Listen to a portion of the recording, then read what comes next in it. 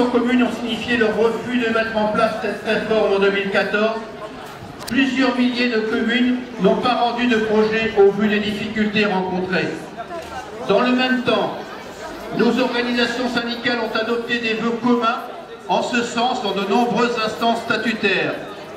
Tout le monde constate que le mécontentement des enseignants et des personnels territoriaux est grand et qu'aucune réponse du ministre ne leur est apportée.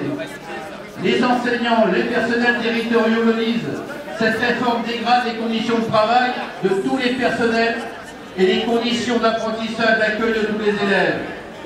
Les personnels territoriaux et d'animation refusent déqualification et précarisation dans un cadre contraint de réduction des dépenses publiques. Le ministre doit maintenant entendre le personnel. Nos organisations syndicales expriment à nouveau leur total soutien aux initiatives prises dans les départements pour exiger l'arrêt de la réforme des rythmes scolaires. Les syndicats FNEC, FP, FO, SPS, FO, CGT Éduc, CGT Service Public, Sud Éducation, Sud CT,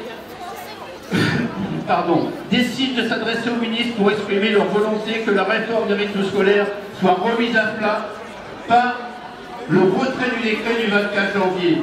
Le ministre doit répondre au personnel.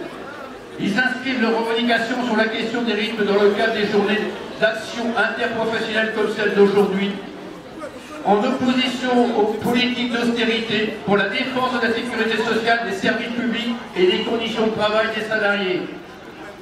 Les organisations syndicales décident de maintenir le cadre aux actions communes pour envisager les suites à donner à leurs revendications. Donc c'est déjà toutes les organisations syndicales que je nommais tout à l'heure se donnent rendez-vous ce soir, après ces journées d'action du 15 mai, pour tirer un bilan des manifestations, attendre des réponses de l'État, du gouvernement, mais aussi des collectivités territoriales auxquelles ils se seront adressés. Je vous le rappelle, nous avons déposé un préavis de grève il y a 10 jours. Jusqu'à aujourd'hui, nous n'avons pas du tout de nouvelles du maire ou de ses adjoints. Donc on attend qu'ils nous proposent de venir en discuter et négocier avec les représentants du personnel le contenu de toutes ces revendications.